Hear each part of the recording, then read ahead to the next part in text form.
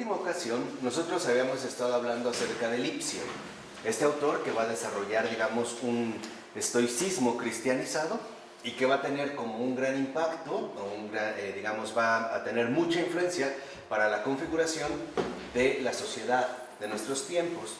Podemos añadir que la idea de Lipsio era crear un ejército profesional en el que los viejos valores del honor personal y el saqueo quedaran a un lado, y los soldados actuaran de acuerdo con los principios estoicos de continencia, o sea, el autocontrol, modestia, moderación y abstinencia, o sea, la abstinencia. No, lo que vemos es que hay aquí, por parte de Lipsio, un proyecto para reconfigurar por completo el orden social, pero partiendo, digamos, del modelo militar, no como haciendo que la sociedad ejerza o se autodiscipline siguiendo precisamente estos tres principios estoicos: el autocontrol, la moderación y la abstinencia.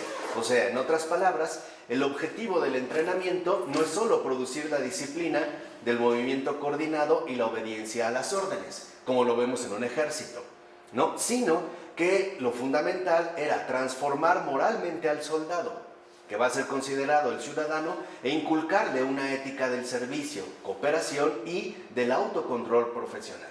Aquí podemos ver cómo entonces, dentro de estas dinámicas que Lipsio ya va desarrollando, aparecen factores muy relevantes como aquel en el que en efecto se empieza a considerar que el ciudadano necesita una transformación que esté basada precisamente en el autocontrol, que no necesite alguien que lo esté, por así decirlo, regulando o que lo esté controlando, sino que se le adjudique al propio ser humano la capacidad del autocontrol y también la cooperación, ¿no? O sea, cooperación en el sentido de que esté al servicio precisamente de los intereses que se están gestando, ¿no? Que no se rebele o que no se oponga, de tal forma que el resultado fue que se introdujo entonces un tipo de entrenamiento estricto que logró crear una fuerza militar efectiva y que fue ampliamente imitado en Europa.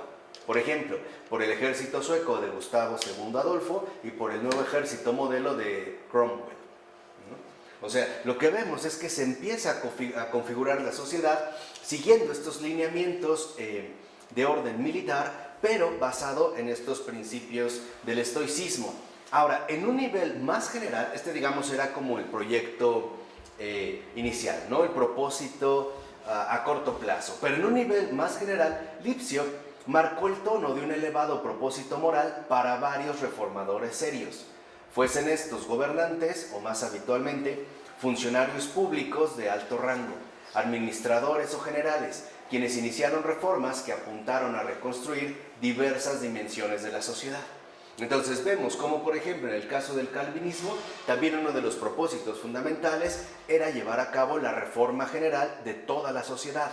Lipsio, por eso, va a ir, digamos, en esta misma línea, asumiendo los criterios estoicos, y entonces se empezará a seguir a Lipsio o adoptar al propio Lipsio en ámbitos cada vez más amplios de la propia sociedad. Por ejemplo, considerar que si un gobernante o un funcionario público de cualquier tipo también debía de estar regido por estos estrictos principios, ¿no? La moderación, el autocontrol y la abstinencia. Por ejemplo, Lipsio proponía un elevado objetivo moral de servicio para el bienestar general, fundado en una ética personal de austeridad y autodisciplina, lo cual sería la base de una reconstrucción profunda de la vida institucional y social a través de la disciplina y el entrenamiento de la población subordinada por medio de una estricta reglamentación. Entonces, por ejemplo, esta estricta reglamentación, ¿dónde se empieza a percibir? Uno, incluso en la propia vestimenta que hay que usar. Por ejemplo, el usar traje o corbata. El estar regido precisamente por horarios mucho más marcados. Y ante todo, por la conducta personal, en este sentido, intachable, ¿no? De la austeridad, o sea, no dejarse llevar por la ambición, y la propia autodisciplina. Entonces, Lipsio considera que si seguimos los consejos que nos recomienda para esta renovación del ser humano, también se daría la renovación de las instituciones y en general de la sociedad, lo cual debía derivar en la internalización de los valores de autocontrol y laboriosidad por parte de dichos sujetos. O sea, la manera en la que estuviéramos absolutamente convencidos que el modo correcto de vivir es un modo precisamente basado en el autocontrol personal y la laboriosidad. El hecho, por ejemplo, de tener como prioridades el trabajo. Por supuesto, hablando todavía de un bienestar general, pero que no se puede realizar de cualquier modo, sino que tendrá que estar basado ante todo en una estricta reglamentación. Entonces, lo que se creó es lo que en efecto se ha denominado una ética protestante del trabajo. Vemos que es esta ética, en efecto, la que sigue estando vigente, ¿no? Y ha permanecido desde entonces hasta nosotros, ¿no? Basada ante todo en una especie de ascetismo intramundano, en gran medida dirigido por los esfuerzos activos de la autoridad política. Entonces, hoy vemos que nuestro modo de comportamiento habitual está basada justamente en el protestantismo. Y a esto se le han añadido valores paganos, ¿no? Como los estoicos. En pocas palabras, hoy, por ejemplo, estamos ya convencidos de que tenemos que ser responsables por cuenta propia, ¿no? El hecho de no llegar tarde al trabajo, no faltar, no interrumpir a los demás y dedicarte única y exclusivamente a lo que tienes que hacer. Este, digamos, es el rasgo fundamental de la ética protestante del trabajo, que promueven precisamente de manera bastante clara la propia autoridad política.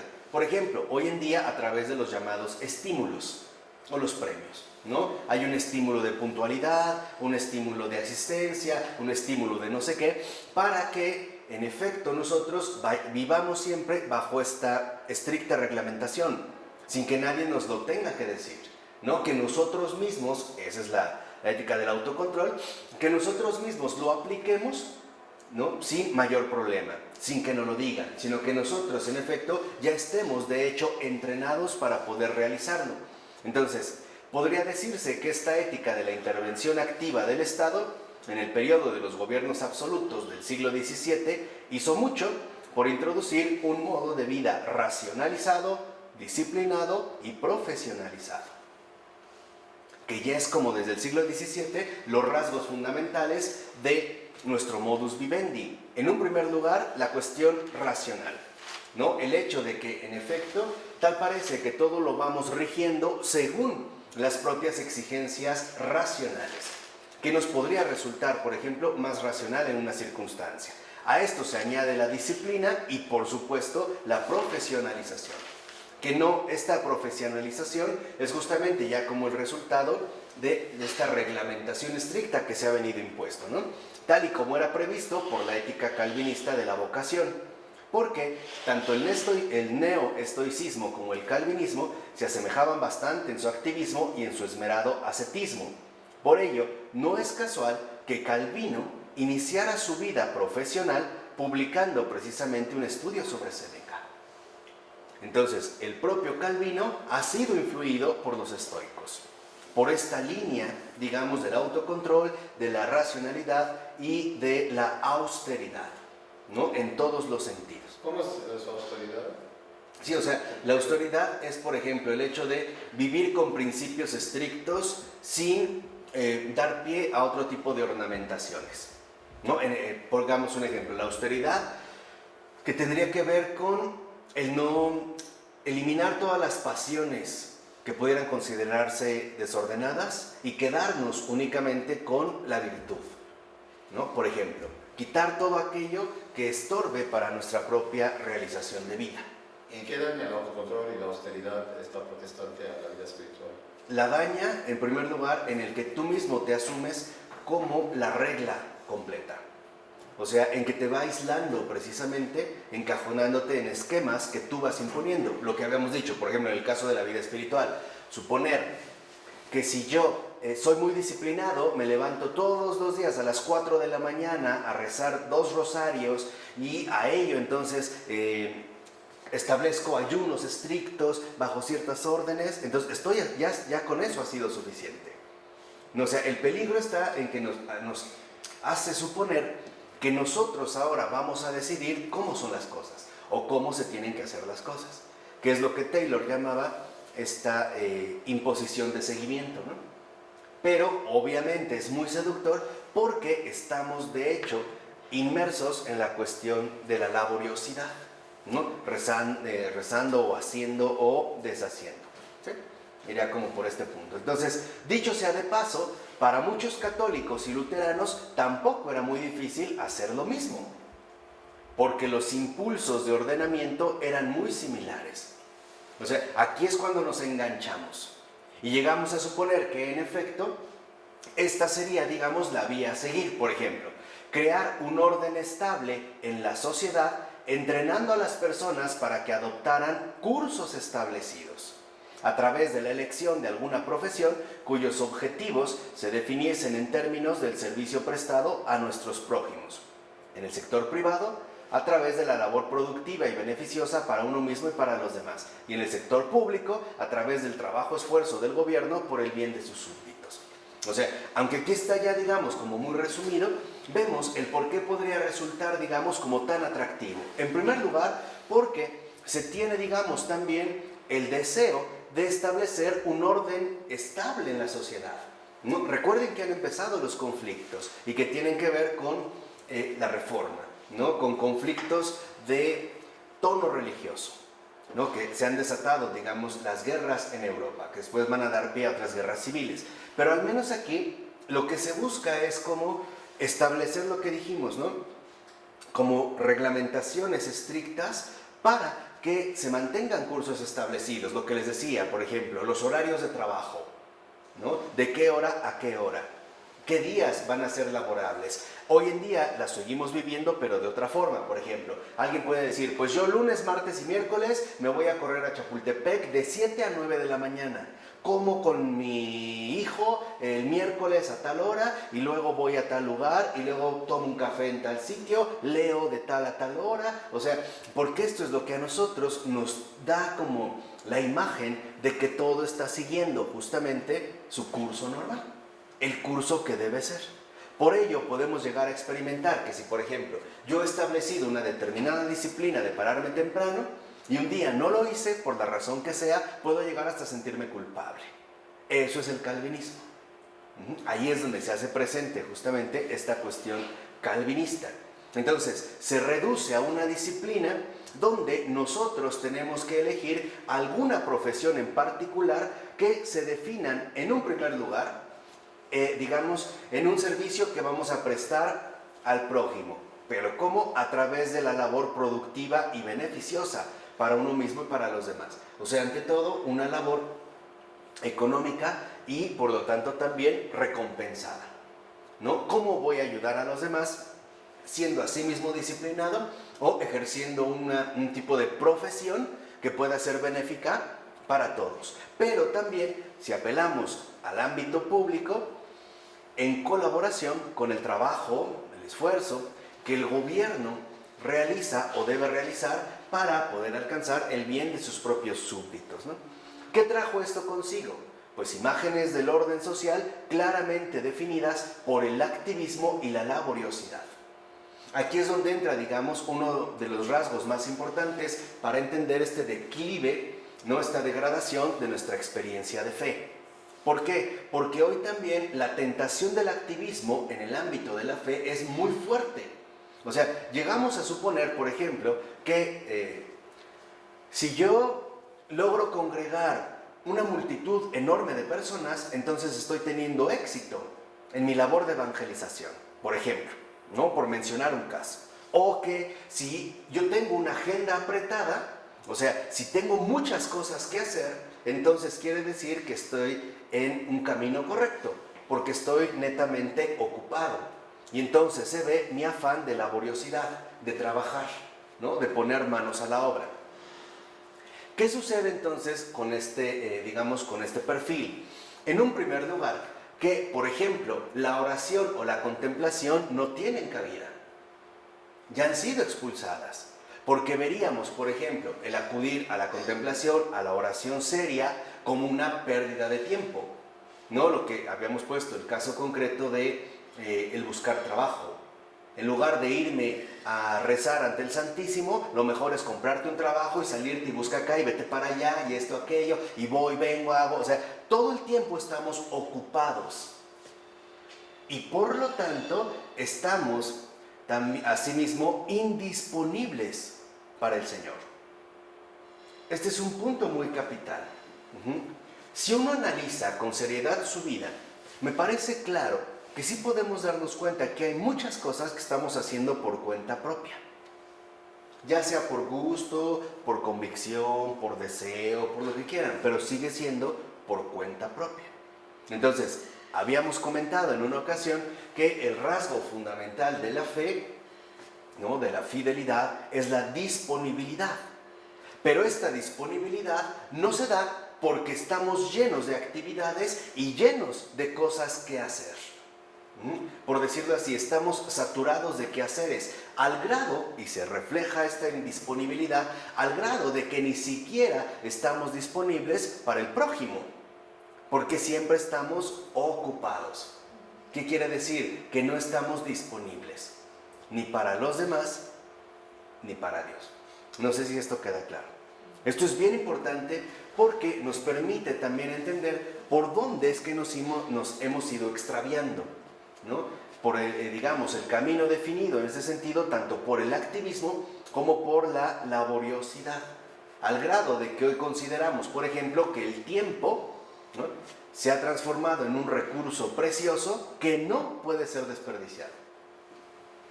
Por ejemplo, hoy sí vemos que una persona duerme tarde hasta como que nos irrita o nos molesta, porque consideramos que está desperdiciando ¿qué?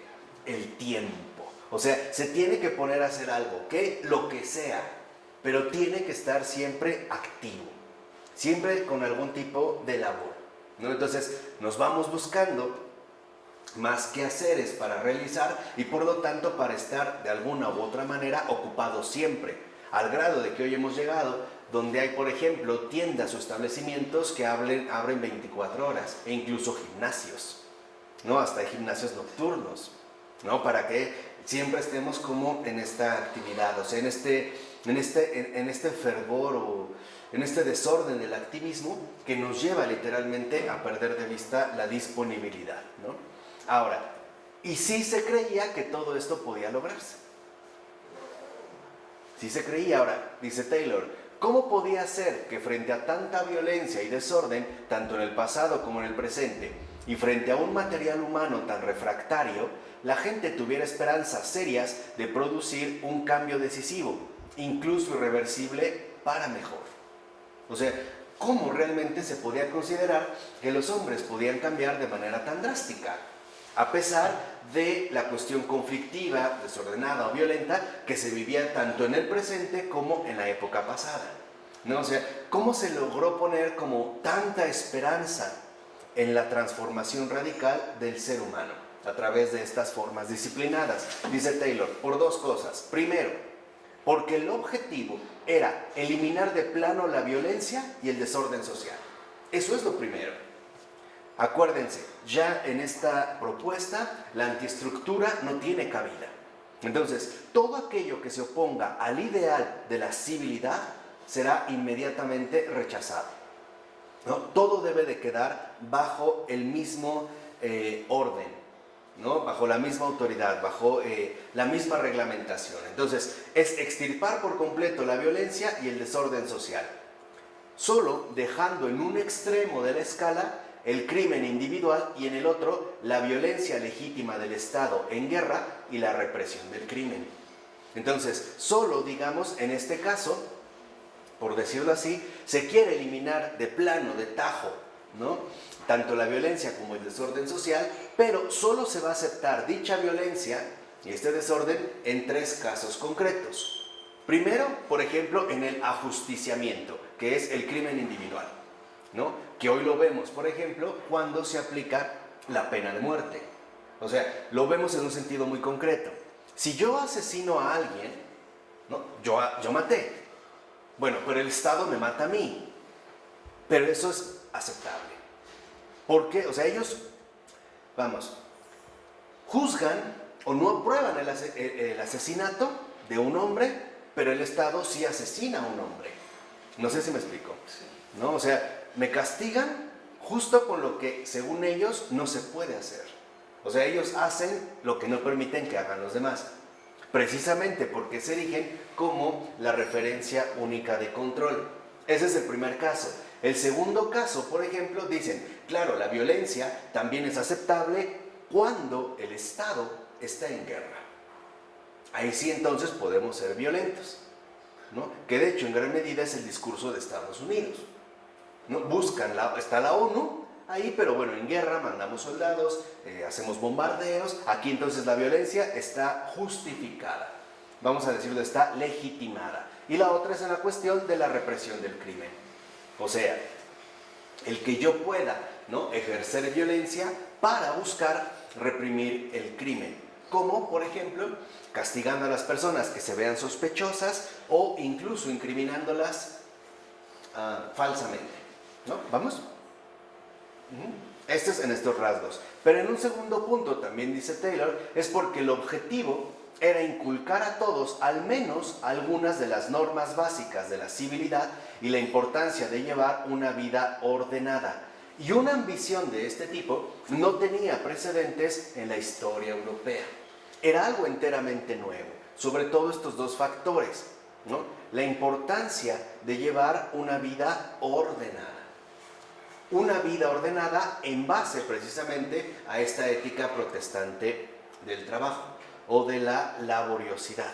Nunca se había, digamos, propuesto algo así. Entonces, vean, si lo vemos es así. Por ejemplo, los calvinistas echaron una mirada retrospectiva a los días supuestamente puros e intachables de la primera iglesia. Ese va a ser su primer recurso.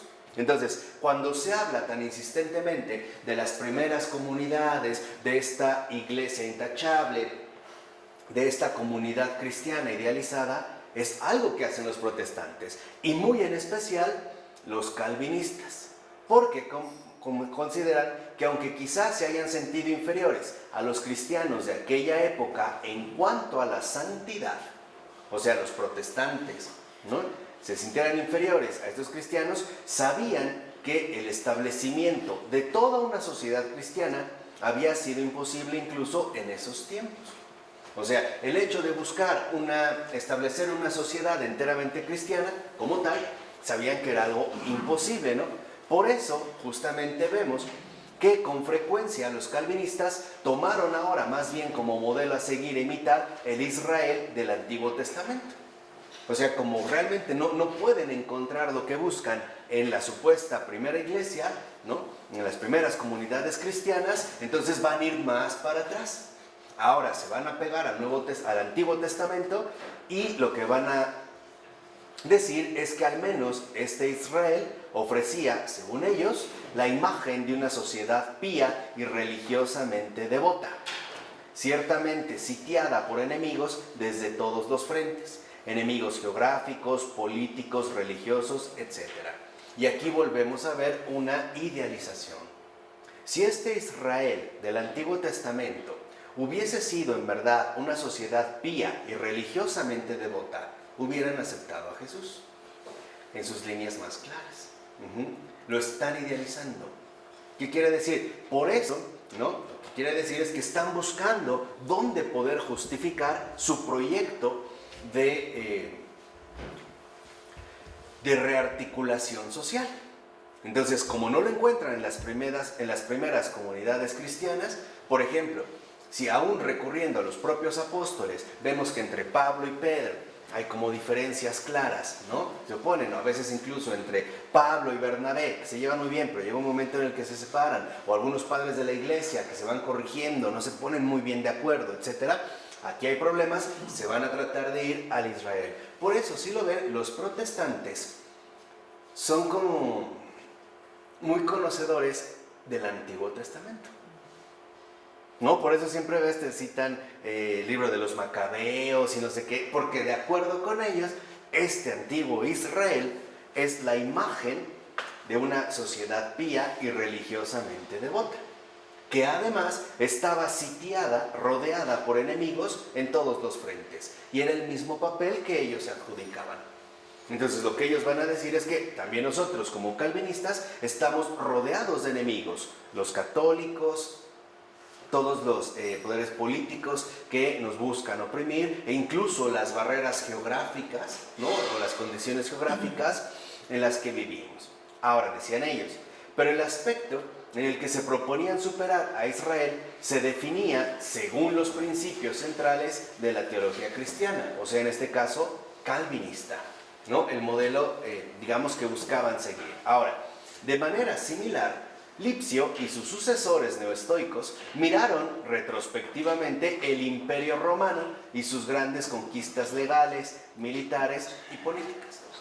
Entonces, mientras los calvinistas se van al pasado y según encuentran en Israel el pueblo ideal con el cual ellos se van a justificar, o se van a tratar, en este caso, como consolidar, como una continuidad, Lipsio lo va a hacer, pero ahora mirando precisamente hacia Roma, ¿no? A los paganos. Aquí vemos un cambio en el interés humanista del momento, que de hecho deja de centrarse en la literatura griega y latina para hacerlo ahora en los historiadores de Roma como Tácito, principalmente. Una cosa que vemos exactamente en Maquiavelo. Aquí viene en el siglo XVII, ¿no? Finales del XVI, pero ya más en el XVII, como un énfasis sobre todo a la cuestión romana. ¿Por qué? Porque así como los calvinistas, según encuentran en el antiguo Israel el pueblo religiosamente ideal y perfecto, Lipsio y sus seguidores encontrarán en Roma la sociedad civil perfecta. Y si lo vemos, no miran hacia un futuro. Ellos más bien en este caso se van a dirigir a un pasado. Y esta admiración por el arte de gobernar, o sea, por el arte de disciplinar, de imponer el orden, ¿no? La disciplina militar y la filosofía estoica de los romanos, Maquiavelo, por ejemplo, se inserta de lleno en esta senda a finales del XV y principios del XVI, propició un cambio destinado a reformar tanto las costumbres como la perspectiva de toda la población. Entonces, vemos cómo este cambio radical en la comprensión de la sociedad contempla tres factores. Una admiración por el arte de gobernar, que de acuerdo con Lipsio y sus seguidores está en Roma. Ahí está el ejemplo del gobierno perfecto, ¿no? La disciplina militar y la filosofía estoica, ¿no? Podemos ver que en efecto la influencia principal entonces de esta propuesta es pagana. Ahora, lo que todos estos programas anuncian y lo que verdaderamente subyace, o sea, lo que está en el fondo de esta tendencia es una confianza extraordinaria en la capacidad de remodelar a los seres humanos, cosa que antes jamás se había prestado, o mejor dicho, jamás se había manifestado como tal. Y esto tiene una clara relación con la cuestión, digamos, fundamental de la gracia. En pocas palabras, aquí se anula por completo la gracia. Lo que van a decir es, la gracia no es necesaria. Lo único que necesitamos es disciplina, orden y poner manos a la obra. Y autocontrol. Claro, y el autocontrol. Todo esto, obviamente, basado en la supuesta racionalidad del ser humano. Y austeridad. Claro, ¿no? En esta austeridad, digamos, como que manifieste o que exprese el ejercicio de la virtud, ¿no? Ese sería, digamos, como el punto central. Ahora, lo cual se manifiesta de igual manera, por muy sorprendente que nos pueda parecer, en la ambición de algunos proyectos puritanos por controlar y someter la naturaleza pecadora del ser humano mediante la ley, o sea, mediante la ley moral. Entonces, lo que consideran es que, en pocas palabras, la ley moral, es el único medio disponible para reformar por completo al ser humano. Por eso, por ejemplo, los puritanos en este caso buscan someter la naturaleza pecadora a través de la ley moral estrictamente dada. Por ejemplo, para los puritanos prácticamente todo es o perverso u obsceno. Así de sencillo. Entonces, ¿cómo se va a reglamentar? Por ejemplo, como puritanos, para empezar, no vamos a ver ningún tipo de programa televisivo, por lo menos que no sea calvinista, ¿no? Si vamos en la calle y vemos que una mujer aparece en bikini, entonces el puritano lo que hace es, esto no se ve. o la falda está muy alta, o ese escote está muy pronunciado, o este lenguaje no está permitido. O sea, se empieza a volver una disciplina muy concreta. De tal forma que entonces ya no hay que suplicar a Dios que intervenga en nuestra vida. Para eso tenemos la ley moral. Va a ser, digamos, como una especie de sustituto, ¿no?, de la gracia para poder someter esta naturaleza pecadora. Entonces, la tendencia a remodelar a los sujetos a través de la regulación minuciosa de todos y cada uno de los detalles de sus vidas revela una confianza casi limitada en el poder de moldear a las personas según un nuevo y correcto molde, de acuerdo con ellos. El molde cristiano no era correcto. No. El molde correcto, de acuerdo con ellos, era el molde calvinista, que en efecto, ¿no?, Calvino va a proponer y que se va a identificar o se va a ubicar ante todo con la aplicación disciplinada y rotunda de la ley moral, ¿no? Por eso, por ejemplo, para un puritano, en general para un calvinista, lo importante al rezar no es a quién te estás dirigiendo, sino cómo lo estás haciendo. Entonces, por ejemplo, para un puritano, el hecho de tener un sueño fuertemente sexual, pues es un trastorno. Porque entonces a lo mejor no ha hecho lo adecuado, ¿no? Se empieza a sentir agobiado. Y esto precisamente pone al descubierto también la suposición de la maleabilidad de la naturaleza humana, aunque esto nunca fuera enunciado con palabras o doctrinas explícitas. O sea, aquí hay, digamos, como dos puntos centrales. Uno, la ley moral es el camino que nos va a reformar. Esta ley moral, o sea, la disciplina y el orden, aplicado en todos y cada uno de los detalles de nuestra vida. Y dos, si la ley moral es capaz de esto, es porque nosotros somos lo suficientemente maleables. O sea, lo único que nos ha faltado es poner manos a la obra. Ya no es un milagro cambiar a una persona. O sea, ya no es obra de la gracia, es obra del orden moral, de la ley moral. Entonces, si tú quieres ser mejor, pues lo único que tienes que hacer es ordenar tu vida en base a este tipo de disciplinas. Aparentemente todo se ve muy bien y hasta más rígido que el Evangelio, ¿no? Pero ¿dónde está la hipocresía aquí? La hipocresía. La maldad, más bien. El error fundamental está en que, digamos que dentro de esta perspectiva, se pone ahora toda la atención en la propia capacidad humana, ¿no? O sea, claro, se hará con referencia a Dios, pero en pocas palabras es, digamos, el esfuerzo que uno mismo pone para salir adelante, ¿no?, como persona y en general en el entorno en el que está. Entonces, si por ejemplo para Lutero solo la fe salva, para Calvino solo la moral salva, ¿no? Lo vemos como en esta otra tendencia. Por eso es que también, ciertamente, nosotros, aún como católicos, tendemos a ser muy moralistas en este sentido calvinista. O sea, moralistas que no entendemos de fondo lo que está en juego, que creemos que en pocas palabras la rectitud es lo único que se espera de nosotros y que si nos aplicamos, entonces podremos lograr los avances que buscamos, ¿no? O sea, que lo hagamos por nuestro propio esfuerzo. Ese es el error. De hecho, si se acuerdan, entonces en el calvinismo parece que de fondo está resonando un eco de lo que Paweł Florensky nos dijo: tres no son tres, solo yo. Y aquí hay un eco de aquí, ¿no? Solo yo. Claro, como ahora a través precisamente de la ley moral. En este esfuerzo humano personal no existe Dios, no entra nada, en nada entra Dios. Claro, o sea, entra Dios, se va a hablar de Dios de acuerdo con esta perspectiva, como, digamos, la capacidad que te da para que tú tomes la decisión. Pero una vez que tú tomas la decisión, es cosa tuya. Tú lo vas a realizar o tú lo vas a llevar a cabo. Te independizas y sigues un Exacto, camino. claro, por tu propia fuerza, ¿no? Esto es lo que les digo, que se ha reflejado más claramente en las cuestiones de fe, cuando como que se nos obliga a tener una fe que nos desborda, sobre todo en situaciones delicadas o en situaciones como muy concretas. Y esto también genera profundos sentimientos de culpabilidad. Porque a lo mejor si estoy pensando mal de Dios, o que no me quiere, o que es malo, o qué sé yo, entonces después como que me autocastigo. Porque dentro de mi ley moral, eso no está permitido. Entonces es el Dios que educa y luego te manda a ir solo en Claro, el camino, ¿no? claro. Por eso ellos, también sus hijos van, los educan, después ya dicen, ya ves, y viven solos ya. Ya son maduros, ¿no? Por Ya eso. terminamos. Claro. Ahorita siguen ustedes solos. Claro. Esa es la línea europea. O sea, hoy a esto le llamamos independencia.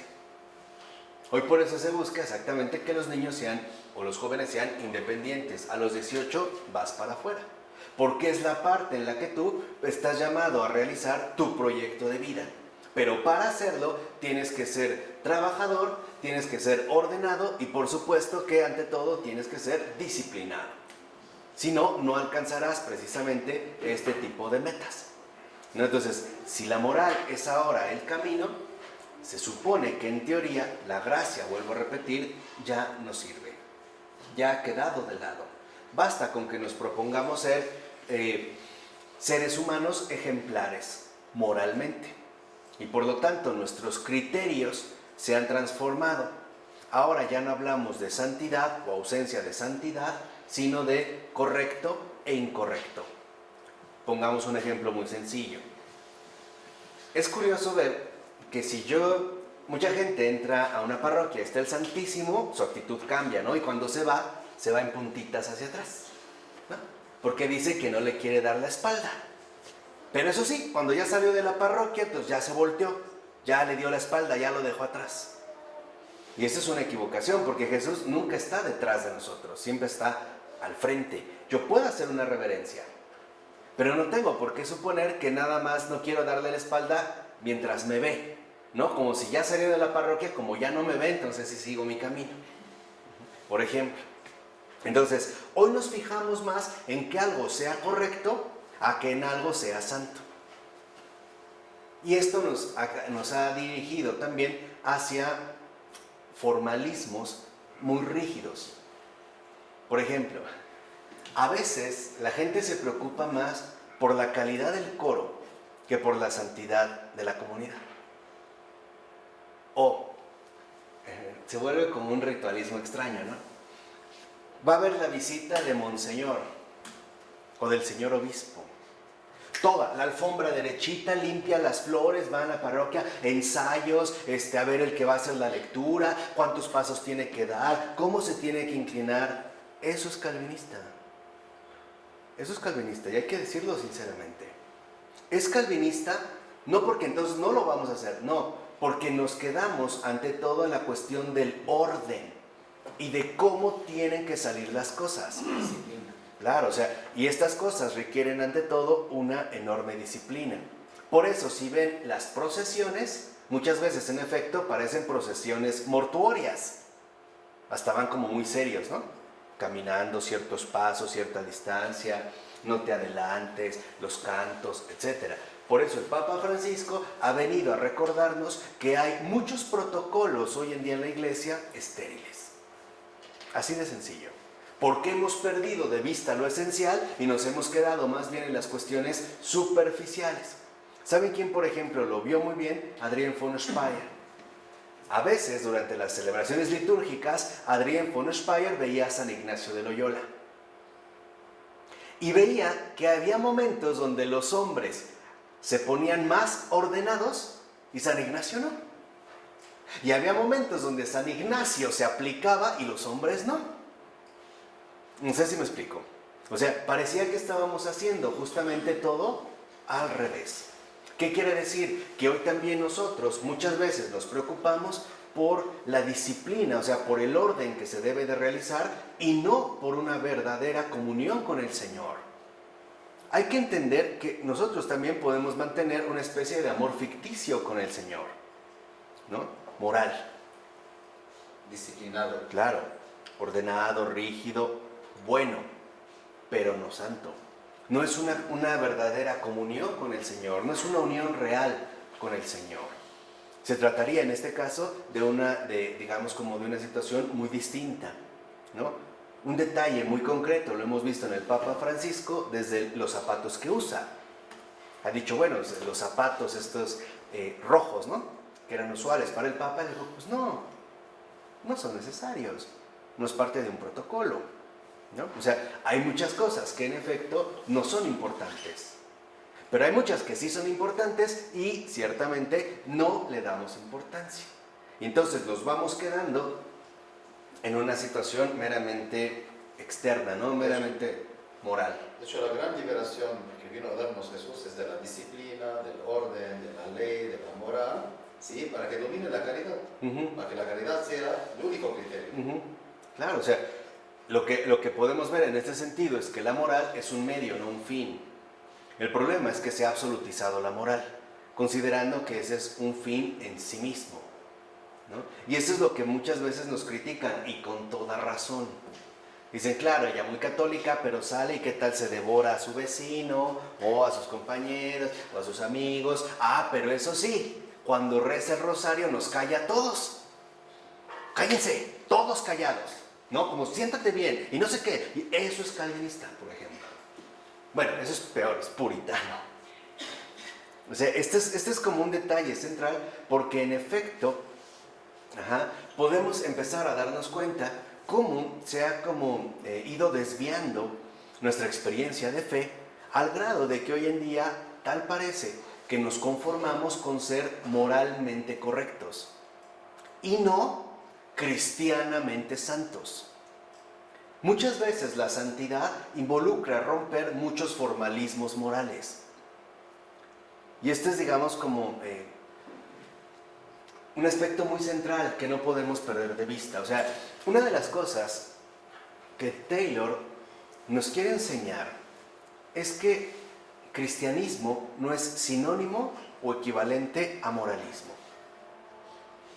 Para nada, O sea, que nosotros podemos tener una vida moral adecuada y correcta. Sí, pero es eso, una vida moral. Que la vida cristiana implica una cosa totalmente diferente, que involucra e implica el orden de la gracia y por lo tanto el orden de la santidad. Acuérdense, ser bueno no es igual a ser santo. O sea, y en este sentido vemos que se empieza a dar un proyecto donde tenemos que recuperar esta dimensión amplia que hemos descuidado, ¿no? Vamos a poner un ejemplo muy concreto. Muchas veces, si vamos a una fiesta, nos preocupamos más por cómo vamos a ir vestidos, en lugar de pensar las pláticas que puedo tener o ofrecer. ¿A qué voy a evangelizar? ¿De qué voy a hablar? Exactamente. No, pero a ver, lo que me interesa es que mi traje se vea bien, o hay gente que se desgasta porque no tiene traje y anda como loco buscando una camisa. Eso es el orden, porque si no, a lo mejor se burlarían de él, ¿no? Aunque sus pláticas sean estériles e inútiles, e incluso ridículas. No importa. Eso no importa. Pero nos vemos bien, ¿no? Esto sí importa. ¿Cómo nos vemos? En lugar de tener como una dimensión más amplia, ¿no? Pero bueno, dicho brevemente, el presupuesto era que la naturaleza humana era esencialmente maleable, o sea, que podía ser modelada mediante la voluntad, en primer lugar. O sea, si quieres, puedes. Y las circunstancias externas, en segundo lugar. Aquí está un detalle que ahorita Ronnie nos mencionaba. ¿Dónde está entonces la cuestión del error? Sutilmente, a través de la moral, se va a imponer la voluntad propia. Esta es la cuestión de fondo. Por eso hoy nosotros estamos tan convencidos de que lo único que es aceptable es lo que queremos y cómo lo queremos. E incluso, por supuesto, tratándose de nuestra relación con Dios. Al grado de que hoy hay gente que dice, pues Dios me conoce y me ama, y Él sabe que, bueno, yo no voy a la iglesia, a los sacerdotes, por X y razón, pero bueno, Él sabe que soy bueno y que tengo buenos sentimientos y que ayudo gente y que no sé qué y no sé qué. Suena bien, pero de fondo lo que esta persona está diciendo es, esto se hace según mi voluntad, y no la voluntad de Él. Esa es la cuestión moral. Puede parecer algo muy sutil, pero es algo fundamental para recuperar nuestra verdadera comunión con el Señor Jesús. Esto es vital. A ver, lo vamos a decir abiertamente. No hay discípulo de Jesús que no haya renunciado a su voluntad propia. No hay. Todo discípulo de Jesús ha renunciado a sí mismo. Todo. Todos, de una o de otra manera. Y va a ser una muerte continua y una muerte permanente. No hay un discípulo de Jesús que haya querido hacer las cosas a su propio modo. El que no me ama a mí más que a sí mismo no es digno de mí. Claro, el que no carga su cruz y me sigue, no es digno. No es digno de mí. Entonces, aquí, eso es, por ejemplo, también lo que intuía un poco Carlos de Foucault, que es un santazo también de estos tiempos, que no se aprovecha mucho, pero es un santazo, una de las grandes luces. Carlos de Foucault decía, a ver, en este caso de la voluntad, ¿no? Decía, nosotros estamos dispuestos a aceptar de Dios cualquier cruz, menos la propia. Cualquiera, menos la que me dio, porque la que me dio sí me aprieta, está hecho a mi medida. Por ejemplo, una persona decía, no, yo preferiría, no sé, estar inválido, ciego, o qué sé yo, antes de tener estos hijos, o tener estos problemas, o atravesar estas circunstancias. O sea, siempre al parecer nos estamos como evadiendo. Aquí el punto central, y es esto lo que resultó tan atractivo, es que uno de los mensajes que se nos estaban dando era muy sencillo. Hazlo tú mismo. Si quieres que, puedes. ¿Por qué tuvo éxito una empresa tan grande como Home Depot?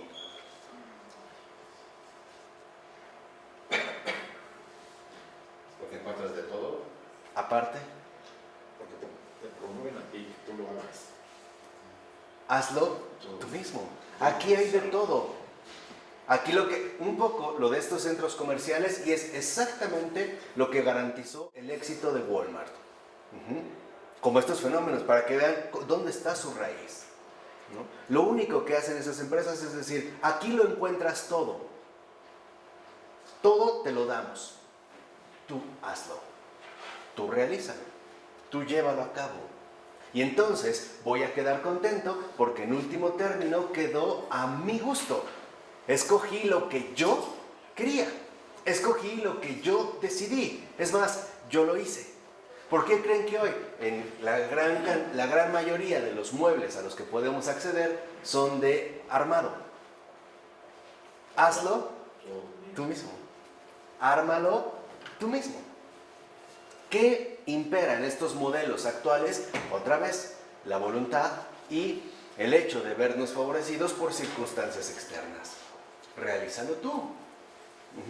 Pon el empeño en ti. Entonces, ¿esto qué empieza a generar? La idea de que Dios va siendo irrelevante. Entiendan, hoy en día, esta es la cuestión con la fe. No se niega la existencia de Dios, simplemente se considera irrelevante. ¿No? Como nos dijo Charles Taylor, ¿no? Se ha convertido en una oferta más entre muchas otras. No se niega que Dios existe, ¿no? Simplemente lo que se niega es que sea algo primordial. Se ha vuelto como una cuestión irrelevante, ¿no?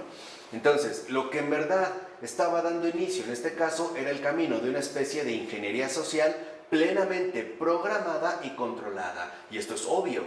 Si ya no se reconoce o se acepta la intervención de Dios en nuestras vidas, ¿qué necesitamos? Ser controlados.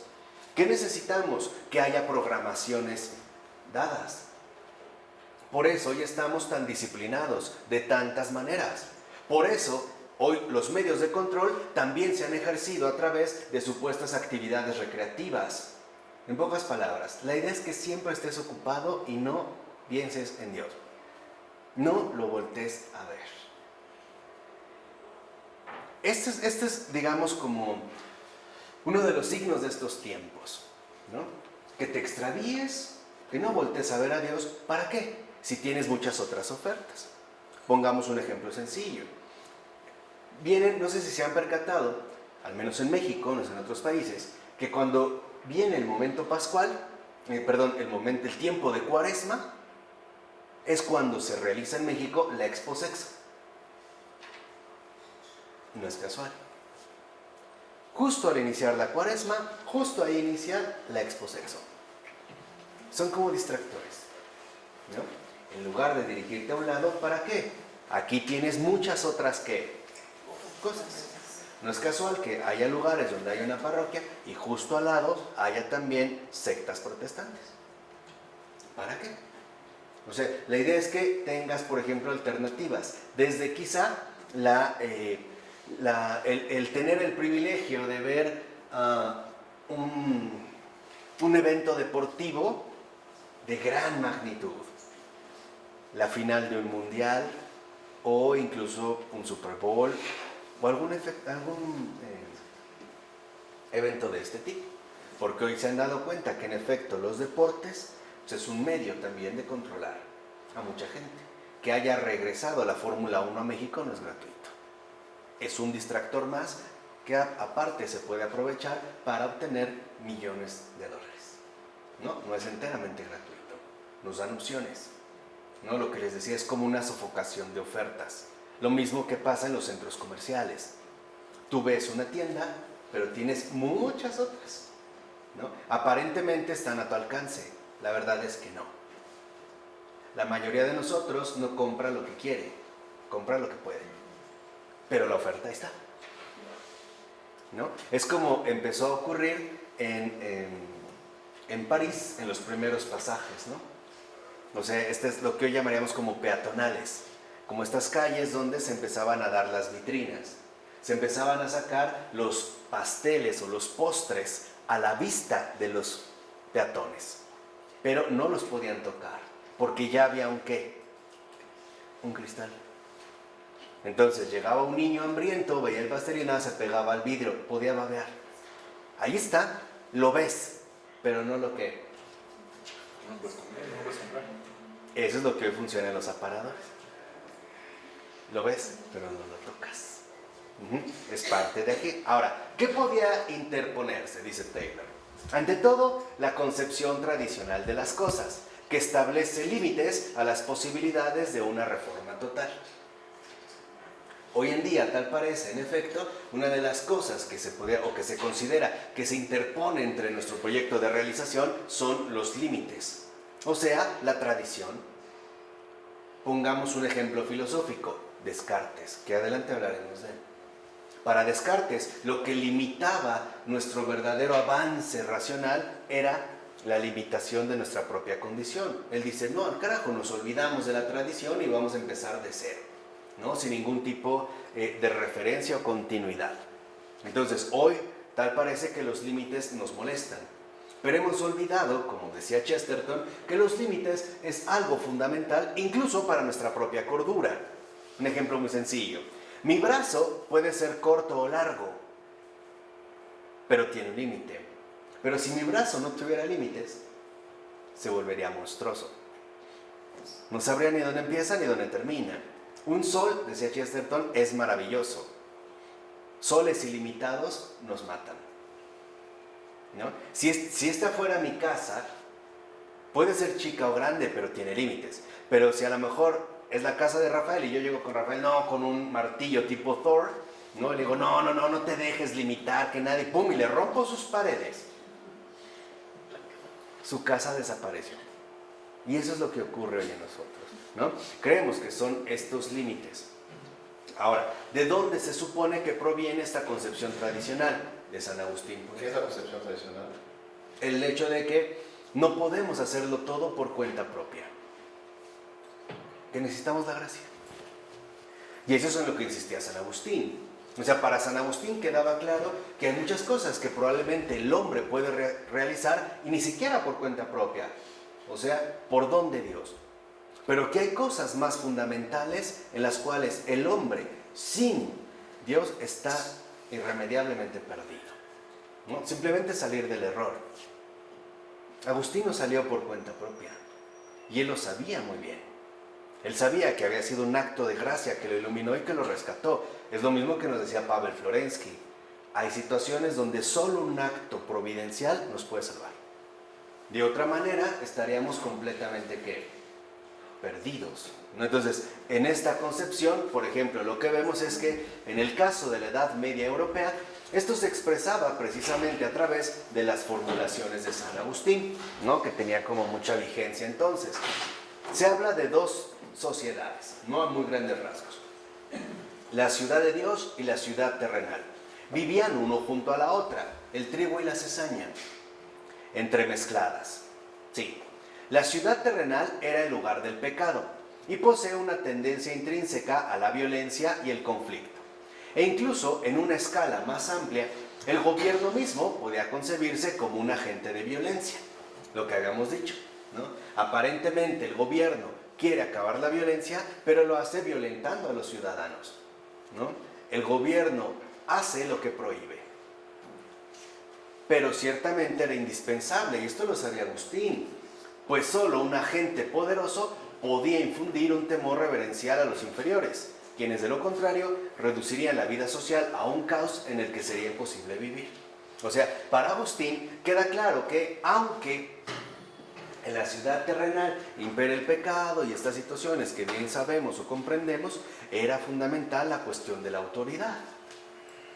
Porque sin esta autoridad, entonces la sociedad misma se convertiría en un caos en el que sería imposible ¿qué? Vivir. Y tiene razón, ¿no? Si no hubiera alguna autoridad que en efecto, aunque sea agente de violencia, que buscara imponer un orden, entonces todo se reduciría a un caos. En pocas palabras, terminaríamos matándonos unos a otros. Es lo mismo que pasa con los niños actuales. Necesitan autoridad, disciplina, pero hoy es muy fácil decir, no, déjalo, no le digas nada, déjalo que lo haga, no le digas nada. Y en realidad lo que estamos generando es que caos. Por eso luego ni sus propios padres los aguantan. También por eso luego en la escuela no son aceptados, son rechazados, son buleados. Pero eso es algo que se generó. Entonces, si lo vemos en pocas palabras, Agustín no era ningún ingenuo y mucho menos estúpido. Sabía perfectamente bien nuestra condición real, porque él la vivió. O sea, San Agustín en ese sentido tiene también mucho que enseñarnos, especialmente en la ciudad de Dios, porque nos recuerda que como hombres hay, digamos, como una especie de claroscuro, ¿no? Podemos tener cosas buenas y cosas muy malas. Pero hay cosas que definitivamente nos resultan irremediables. Por ejemplo, acceder a la verdad. Eso es una gracia, ¿no? O el poder ingresar, en este caso, a la luz. Entonces, Agustín, ya como obispo, se da cuenta cómo está configurada la sociedad y dice, claro, puede ser que a lo mejor el gobierno mismo ejerza violencia, pero es necesario, por lo menos. Porque sí necesitamos una autoridad, que es lo que hoy en día no tenemos y tampoco aceptamos. No nos gusta la cuestión de la autoridad. Lo voy a poner más brevemente. No nos gusta que nos digan lo que tenemos que hacer. No nos gusta. Lo primero que decimos es, ya sé lo que tengo que hacer. O tú no eres nadie para decirme qué tengo que hacer. ¿No? Hay veces que a lo mejor un niño, su hermana le dice, haz esto, y el niño dice, tú no me digas nada, tú no eres mi mamá. Pero la verdad es que ni a su mamá obedece. ¿Por qué? Porque hoy no hay estas figuras. Entonces, San Agustín sabía perfectamente bien que esta autoridad, aunque fuese un agente de violencia, podía ser una violencia necesaria en estos casos concretos. Entonces, según esta concepción más bien pequeña del Estado, ¿cuál era el papel del Estado? Mantener un cierto tipo de orden dentro de un mundo corrupto. Mantener, aunque sea, un cierto tipo de ¿qué? De orden dentro de un mundo corrupto. Aunque, decía Agustín, en realidad el poder impartir virtud a los ciudadanos estaba más allá de sus poderes y facultades y por lo tanto de su propio cometido. O sea, para Agustín estaba muy claro que el Estado, como tal, solamente debía esforzarse en mantener un cierto tipo de orden, no todo el orden, no todo bajo control, un cierto tipo de orden dentro de un mundo de por sí corrupto. Esta sería, digamos, como su función o el papel que debería desarrollar. Pero el impartir virtud, o sea, el crecimiento de las almas no es parte de su labor. Para eso estaba la iglesia. Por eso antiguamente hubo muchos siglos, y lo sabemos, donde iglesia y Estado, por así decirlo, van de la mano. O sea, el hecho también de los límites. Hoy en día, incluso supuestamente, el impartir virtud también está en manos del Estado. De hecho, hoy tenemos un Estado paternalista que quiere ser también como educador en todos los sentidos, proponiéndonos qué tipo de virtudes debemos destacar o en qué nos debemos dirigir o incluso hoy en día qué debemos preferir, ¿no? ¿Cuál sería, digamos, como el camino a recorrer? Decía Agustín, por supuesto, la ciudad de Dios también estaba entre nosotros en las tierras cristianas. Ahora, quizá entonces un Estado cristiano podía hacer mejor las cosas. O sea, si entonces ahora configuráramos un Estado cristiano, San Agustín, que vivía ya bajo el imperio cristiano de Roma, no lo creía. Y cuidado con esto, porque muchas veces se ha dicho que es Agustín el que en la ciudad de Dios desarrolla la teología política, o sea, la justificación de la iglesia como Estado. Mentira. Eso quien lo hizo fue un hereje, o si no literalmente hereje, muy sospechoso de herejía, Eusebio de Cesarea. Precisamente al escribir, lo que habíamos dicho, la vida de Constantino. Él sí, pero Agustín no, ¿eh? Es más, en todo caso, quien sí creía que esto fuera posible era Eusebio de Cesarea, ya que al escribir la biografía, más bien exaltación de Constantino, promovió la identificación del emperador, o sea, el poder terrenal, con el pontífice cristiano, poder celestial. Eso es de Eusebio de Cesarea, eso no es de Agustín. O vamos a ponerlo en términos más concretos.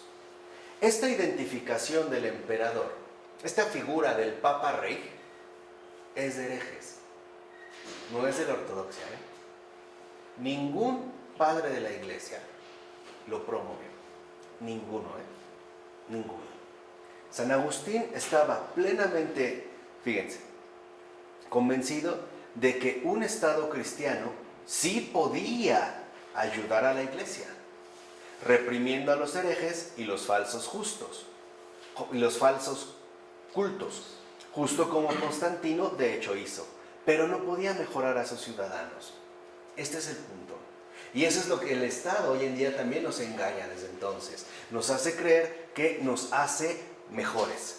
¿Cómo? Más disciplinados, más correctos. Que somos mejores porque aprendemos que al ir en un automóvil, si el semáforo está en rojo, me quedo detenido. Entonces, soy muy respetuoso. Me enseñó que si hoy en día voy en la calle y le doy el paso a alguien, soy un gran ciudadano, estoy realmente mejorando. E incluso que si a pesar de corrupciones llego a obtener bastante riqueza, soy un gran ciudadano. San Agustín es el que dice, no. Es solo la ciudad de Dios representada por la iglesia la que podía, y es más, debía aspirar a eso. Vamos a ponerlo en términos más concretos. Agustín decía, el Estado es necesario en un mundo ya de por sí corrupto. Su cometido es tratar de imponer un orden en nuestro entorno social. Eso es lo único, nada más. No le toca ni ser el educador ni el formador de los propios ciudadanos, porque el Estado no los puede mejorar. ¿Por qué? Porque el Estado sigue siendo algo terrenal. En cambio, para Agustín quedaba claro que la iglesia es la presencia de lo celestial en la tierra. ¿Y cómo se logra este mejoramiento? A través de la vida sacramental, a través precisamente de la celebración litúrgica, de los sacramentos, de la vivencia en este caso de los sacramentos. Entonces, Agustín, por ejemplo, decía, de nada nos sirve suponer que podemos tener un imperio cristiano. Eso no es real, de eso no se trata. Se trata, en último término, que entendamos qué tiene que hacer cada cosa. O sea, que entendamos que cada cosa debe de ir en su sitio. Al César, al César. ¿No? Dar al César lo que es al César y dar a Dios lo que es de Dios. no pedir que el César, el Estado, el gobierno, la política, haga acciones que no le competen o que definitivamente no le corresponden. Ya habíamos visto en sesiones anteriores cómo para Taylor queda claro que al hacer a un lado a Dios, entonces el Estado se va a querer adjudicar esta omnipotencia, ¿no? ¿Qué opinan los pastores protestantes de este tipo de autocontrol, orden, disciplina que imponen a los mismos protestantes? Pues es una maravilla, por supuesto, pues es la gran maravilla que ellos deben de seguir. Por eso vemos que son como sus reglas a seguir o sus principios en los cuales se deben de basar. Por eso los protestantes están tan contentos con los estados modernos. Entonces, ¿qué hace la iglesia protestante para animar a la gente? ¿Disciplinarlos así? Claro. Mostrarles que ellos deben de ser mejores que los demás, mejores que esa bola de torpes católicos que no son más que unos hipócritas, ineptos, etc. Y hacen magia. Claro. No, por eso, si tú vas a un templo cristiano, todos van y te reciben y gusta un café, pásale, por favor, atiende a nuestro hermano que ha llegado. En cambio, entras a una parroquia, nadie te pela. Por eso, o sea, porque supuestamente ellos dicen que ellos deben reflejar a Cristo en la tierra. O sea, deben reflejar a Cristo como moralismo. Por eso se obsesionan tanto con la cuestión, por ejemplo, disciplinada, ¿no? La educación de los hijos, incluso la alimentación que deben de tener, etcétera, etcétera, etcétera.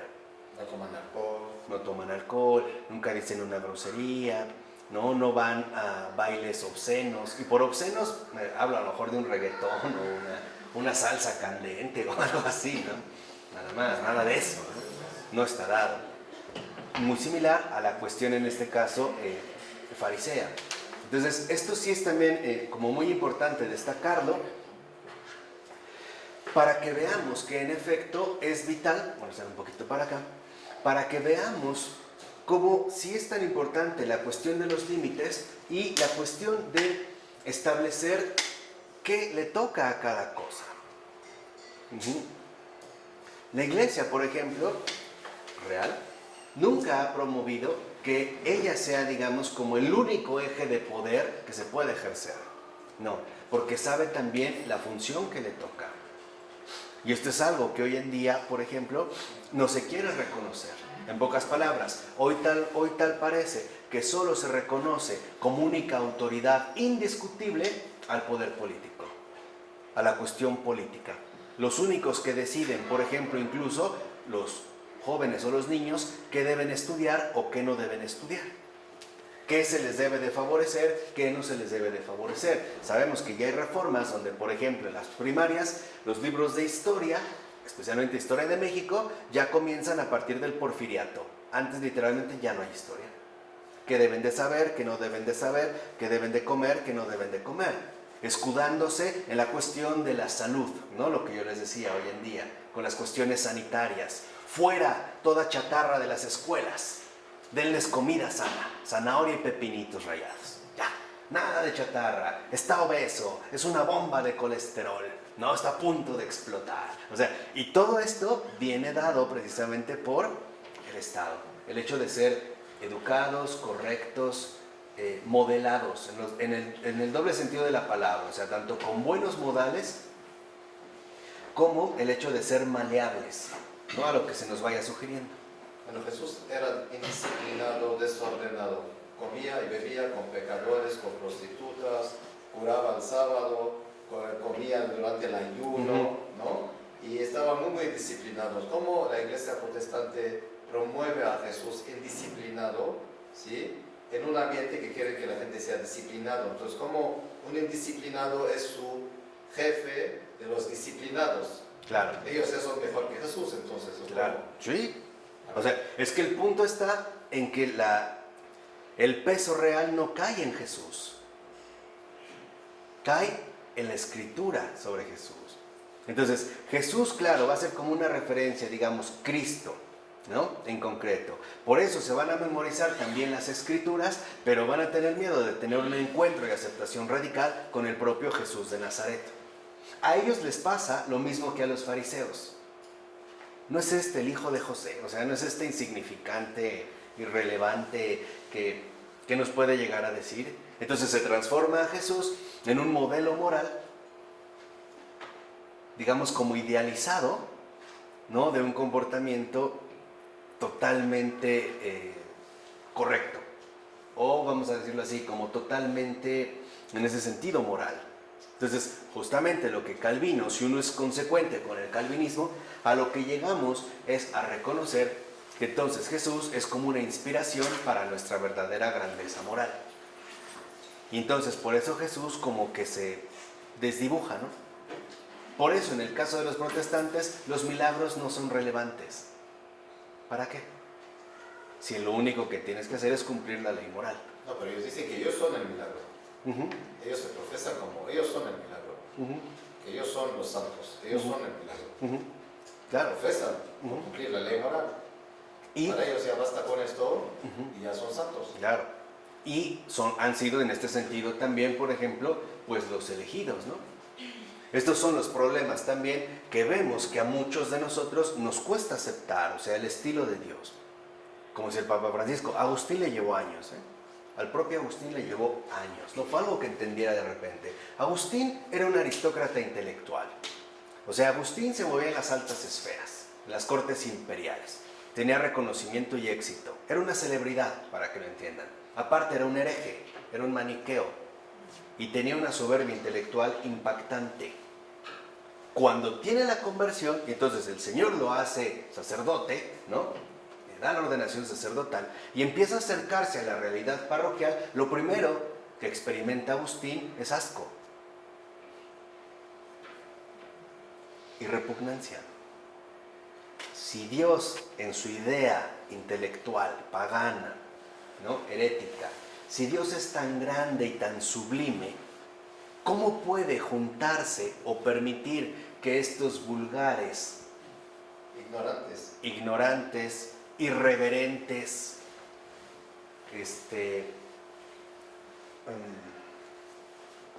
¿cómo decirlo también? Como, sí, chusma, vulgo, estén aquí?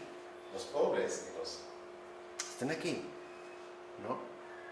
O una de dos. O esta gente está equivocada, o Dios no es Dios.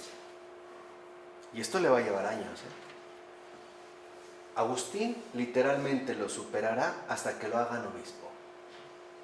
Y dices, yo creo que una de las gracias, entre muchas, más grandes que el Señor le dio a Agustín. Porque al nombrarlo obispo, le dio esta gracia de pastor.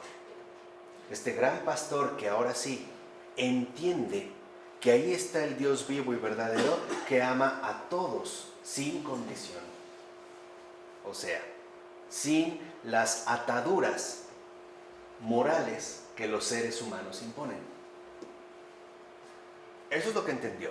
O sea, en pocas palabras, Agustín realmente entendió que lo fundamental no era la rectitud moral, sino la caridad de Dios. Y que esto invitaba a dar, digamos, un paso hacia una dimensión infinitamente mayor, donde muchas veces en esta caridad se pueden romper lo que les decía el caso de los formalismos. Por ejemplo, sí, bueno, Ronnie lo conoce bien, está como muy bien en esta línea de los trapenses, en general de los monjes, ¿no? En el monacato, pero si fuéramos monjes, ¿no? Y de repente vamos a ir a tal lugar y estamos en ayuno y nos sirven de comer, y es más, nos sirven carne, eso comemos. Y con gusto y alegría, Que la caridad es primero. Claro. No voy a llegar a decir, no, es que sabes que estoy en ayuno y carne, ¿no tendrás huevo? No tendrás algo, nada. Lo que me den, me como. Ahí se ve claramente. Ese es uno de los riesgos capitales de las órdenes religiosas. Cuando la regla se convierte en regla absoluta y la caridad es dejada de lado. Entonces, por ejemplo, en lugar de asistir a un hermano, me voy porque no voy a llegar tarde al oficio. Voy por cuenta propia. O sea, la regla se convierte en un tirano o en un dictador. Cuando la única regla absoluta para el cristiano es la caridad. Y esta caridad no es que anule la moral, es que la plenifica. Nos muestra que en efecto hay dimensiones muchísimo más amplias que debemos conocer y de hecho que debemos recorrer. Esto es lo que menciona Agustín cuando dice que el Estado es lo que no nos puede aportar. Esto es lo que no nos puede dar. Nos podrá dar indicaciones, nos podrá otorgar un cierto orden, una cierta protección, pero hasta cierto punto.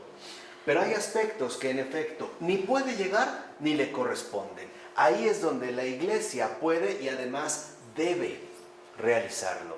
Precisamente el pastoreo de las almas. En todas sus dimensiones, en todo lo que implica, o vamos a decirlo así, en todo lo que involucra. Hoy, por ejemplo, se nos invita mucho a ser exitosos, a estudiar, a tener una carrera, a ganar dinero, a viajar por el mundo, a tener una cierta figura corporal. Pero nunca se nos invita, por ejemplo, a renunciar a la voluntad propia, a sacrificarse por el otro, a seguir el modo él que nos enseñó Florensky, que primero él, después tú, al último yo. De eso no. Es más, ni siquiera se nos fomenta la honestidad, la integridad, o sea, estos valores claros que son fundamentales en cualquier persona. No, basta con que un niño saque un 10. Pero si engañó a su noviecita, eso no importa. A mí cúmpleme, a mí sácame 10 y te doy lo que quieras. Aunque mienta, aunque ofenda, aunque corrompa, no me importa. Lo que quiero es que sea correcto. Por eso hay jóvenes, niños, que se transforman totalmente en el ambiente familiar. O sea, en su casa son unos y afuera otros. Dentro de su casa nunca fuman, no beben, aunque luego los tengan que sacar de los lugares a los que van. Entonces, esto es vital, ¿por qué? Porque lo que hemos olvidado es que una de las grandes enseñanzas de la Iglesia es la libertad de los hijos de Dios. Y eso es lo que Jesús nos viene a enseñar en gran medida. Cuando Jesús nos dice no tengan miedo, también nos está diciendo no tengan miedo a los hombres. Amen a Dios. No tengas miedo. Eso involucra, por eso vas a ser perseguido, juzgado, criticado, y lo experimentaron sus propios apóstoles, ¿o no? El caso de la samaritana, ¿qué es eso de que un judío se pare a hablar con una samaritana? Si no se hablan, y además con una mujer, y sola, ¿qué van a decir? Disciplinado. Claro, o sea, no entra dentro del orden. ¿Cuál es la rabia de los fariseos que se encuentran literalmente con Jesús de Nazaret? Es una, que Jesús no comparta sus propias opiniones. Eso es lo que les enfurece, porque para los fariseos algo está claro: ellos son los santos, ellos son los perfectos, ellos son literalmente, ¿no?, los elegidos. ¿Y Jesús qué les viene a mostrar? Que están muy lejos de eso. Y que justamente esta lejanía es la que no les permite aceptar la verdad, porque se han quedado atrapados en sí mismos. Esta, de hecho, es como una de las consecuencias inevitables de la propia postura protestante. Por no hablar ya de la división, ¿no? Si lo ven, ese es como otro de sus signos, ¿no? Se dividen, se dividen, se dividen. Por eso yo creo que al menos en este punto, San Agustín, como un buen pastor, nos dice: no te preocupes por ser bueno, dedícate a ser santo, ¿no? Este sería como un paso mayor, ¿de acuerdo? Bueno, vamos a dejar así. En nombre del Padre, del Hijo y del Espíritu Santo. Amén.